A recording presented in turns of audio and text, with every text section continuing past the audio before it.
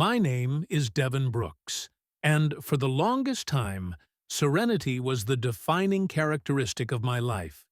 It wasn't a flashy, exciting kind of serenity, mind you. It was the quiet hum of normalcy, the satisfaction of a well-maintained routine, the predictable rhythm of life in a sleepy cul-de-sac nestled in suburban anonymity. My house, a modest but comfortable two-story, was my sanctuary. The walls were painted a calming shade of gray. The furniture was practical and unfussy, and the garden, while not winning any awards, was meticulously manicured every Saturday morning. I enjoyed the solitude, the lack of drama, and the comfortable feeling of being left alone to my own devices.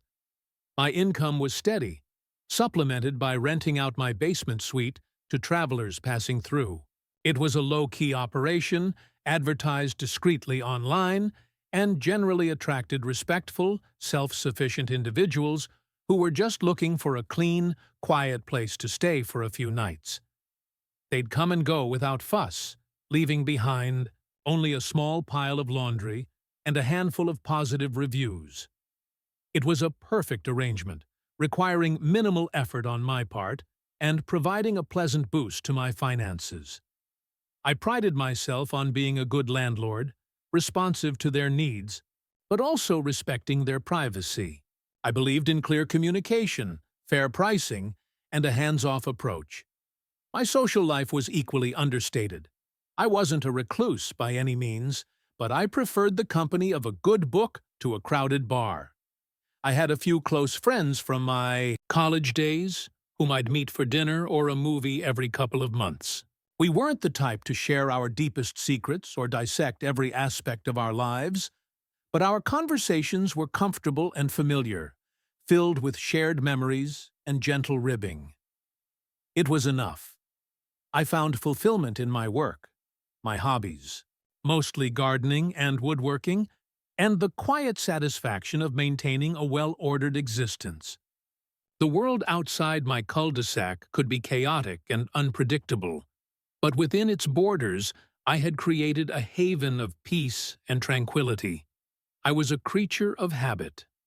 Every morning, I'd wake up at 6:20 a.m., make a pot of strong black coffee, and read the newspaper cover to cover. I'd then spend an hour working in the garden, weeding, pruning, or simply admiring the fruits of my labor. After that, it was off to work, a steady 9-to-5 job in a local accounting firm.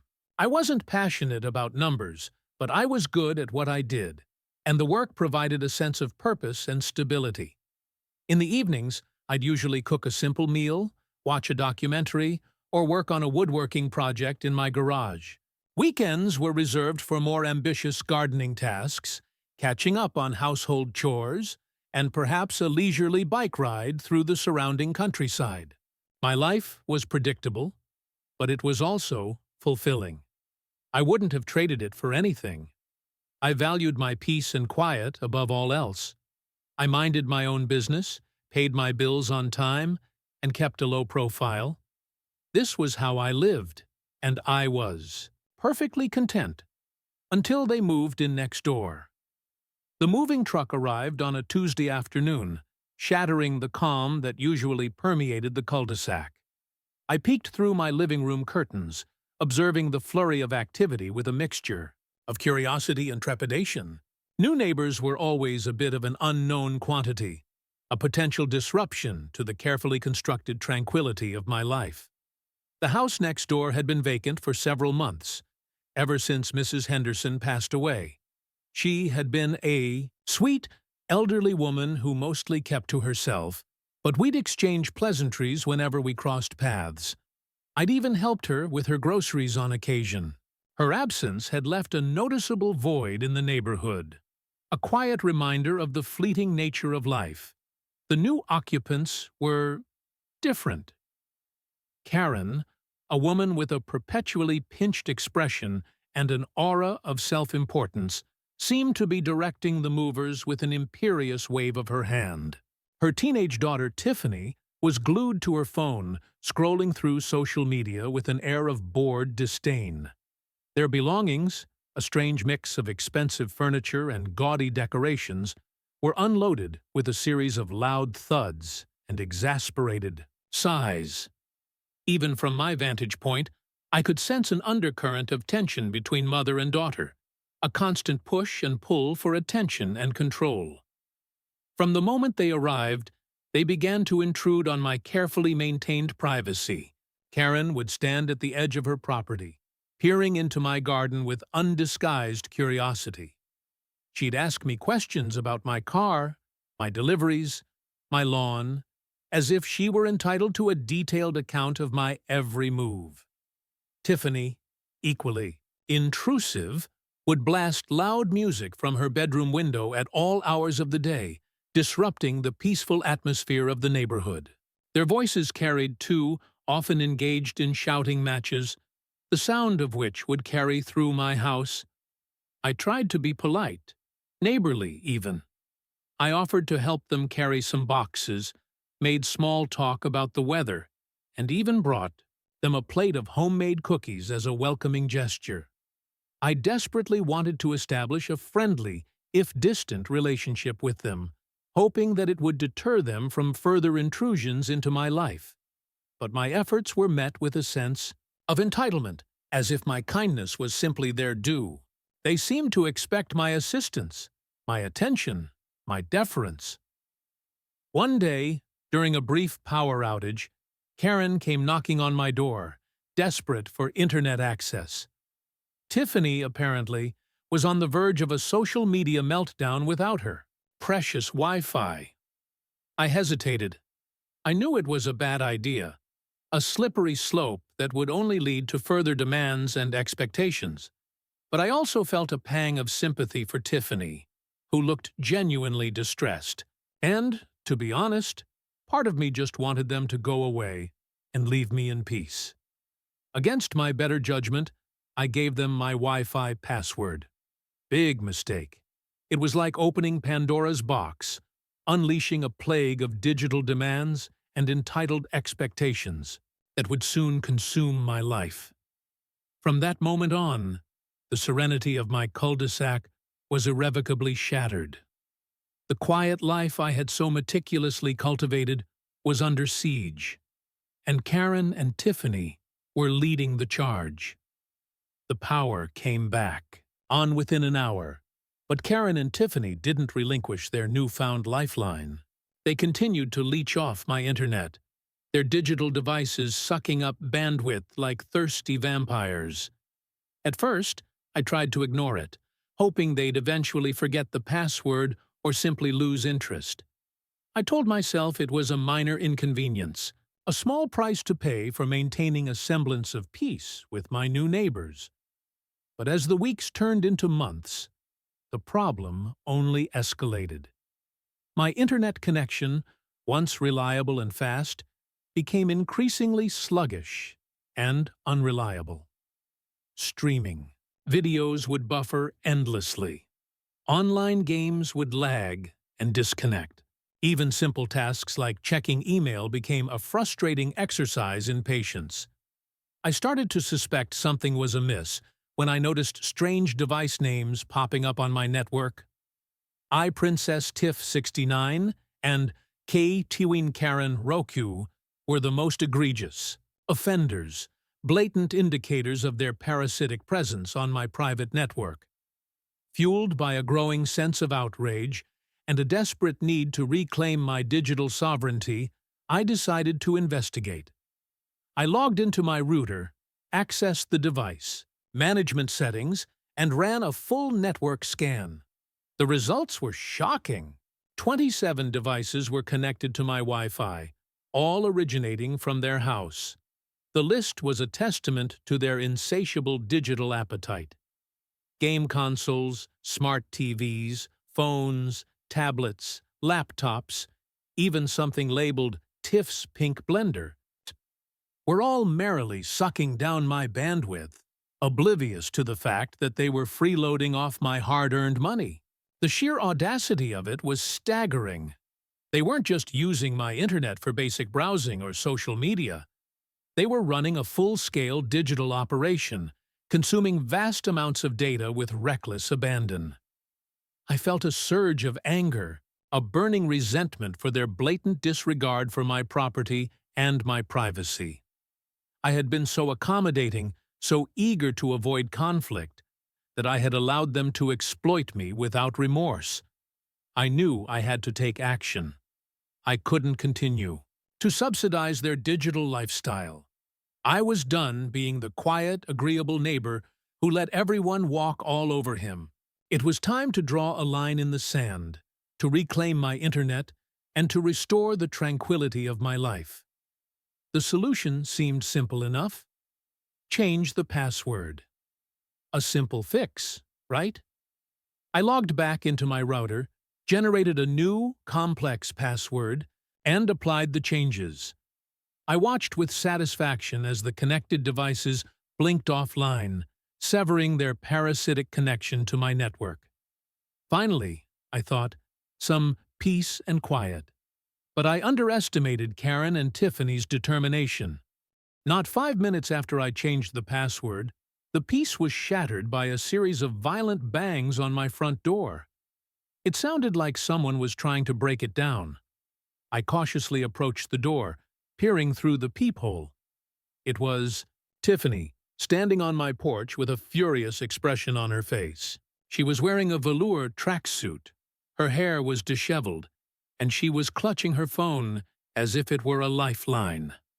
I opened the door a crack, bracing myself for the inevitable confrontation.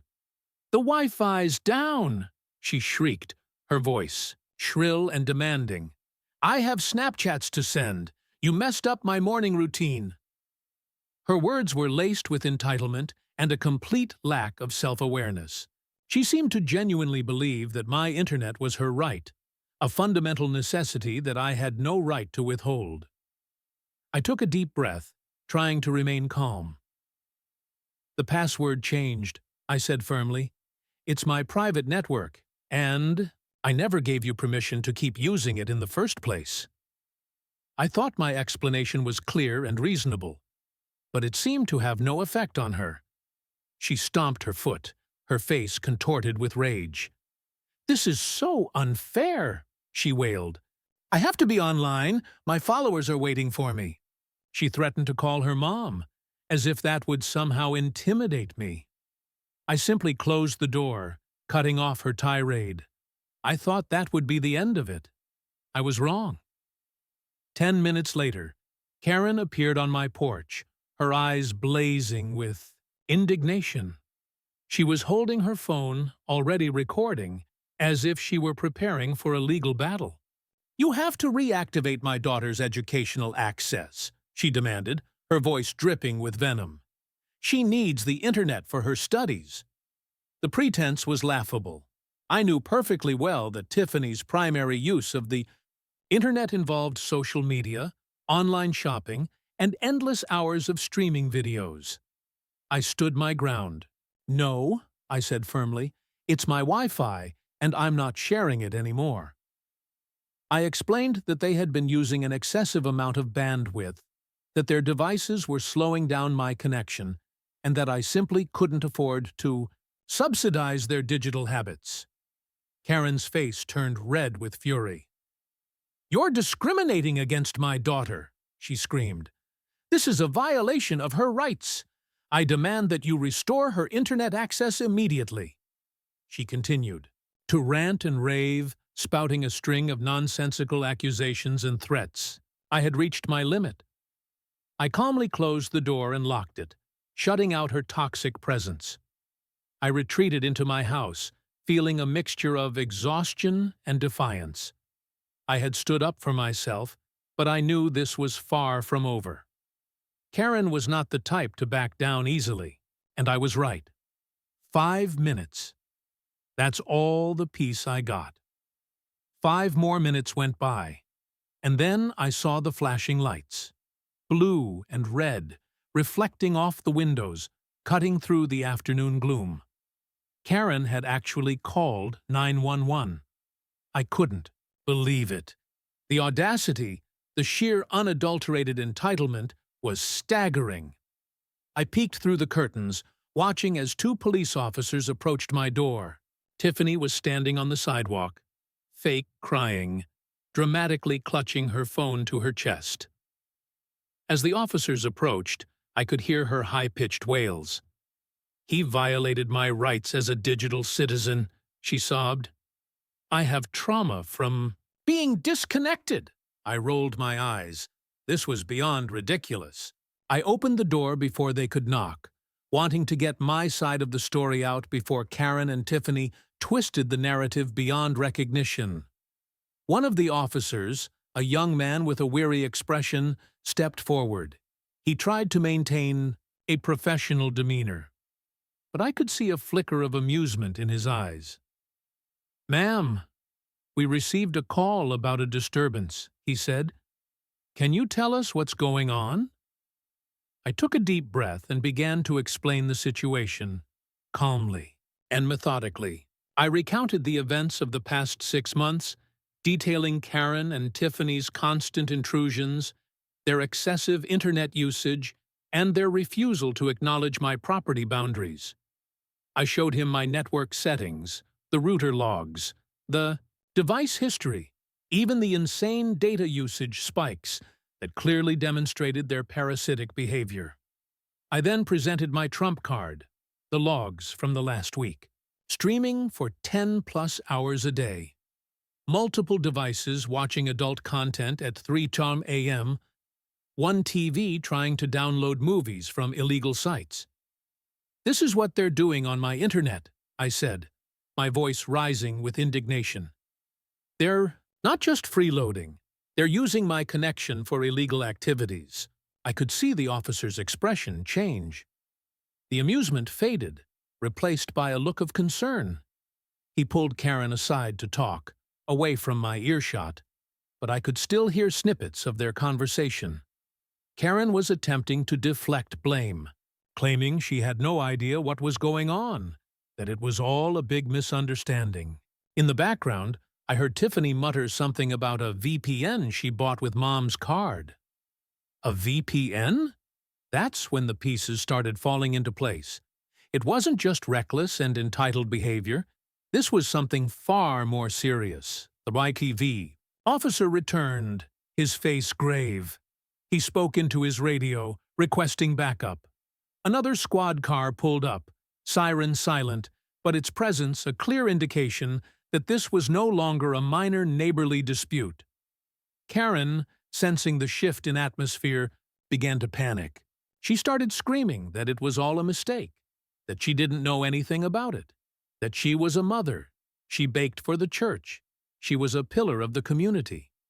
Her carefully constructed facade of respectability was crumbling before my eyes. Tiffany, realizing the gravity of the situation, tried to delete something off her phone, but one of the officers was too quick. He grabbed the phone mid-swipe, securing it as evidence. He read aloud the title of the application Tiffany was trying to erase. Pirate Stream Pro, movie distribution platform. Then he checked the browser. History, cheapmoviesforall.com. The officer placed handcuffs on Tiffany, informing her that she was being detained for further investigation. As they led her towards the squad car, she wailed, "This is so unfair. I was about to go viral. My career is ruined." Karen, now completely hysterical, was taken into custody as well, facing questions regarding network abuse, unauthorized access, and, potentially, aiding and abetting. As they were being driven away, Karen turned towards me, her eyes filled with hatred. "You ruined her future," she screamed. Tiffany, ever the drama queen, sobbed, "I was about to be famous." I watched them go, a strange mixture of relief and apprehension swirling within me. I had finally stood up to them, but the experience had left me shaken. I went back inside my house, feeling strangely empty. The cul-de-sac was quiet again, the flashing lights were gone, but the tranquility I had so desperately sought was still, elusive. I changed my Wi-Fi password again, making it even more complex than before. I deactivated the guest network, ensuring that no one could access my internet without my explicit permission. Then, I brewed a cup of coffee, stronger than usual, and settled down on the couch. For the first time in months, I was able to stream a full movie without buffering. It wasn't the same as the quiet life I had known before. The innocence was gone. I knew that Karen and Tiffany wouldn't forget what had happened. But I also knew that I had done the right thing. I had defended my property, my privacy, and my sanity. And maybe, just maybe, the cul-de-sac could slowly return to its former state of serenity. Or maybe there was more to the story than meets the eye. Only time would tell.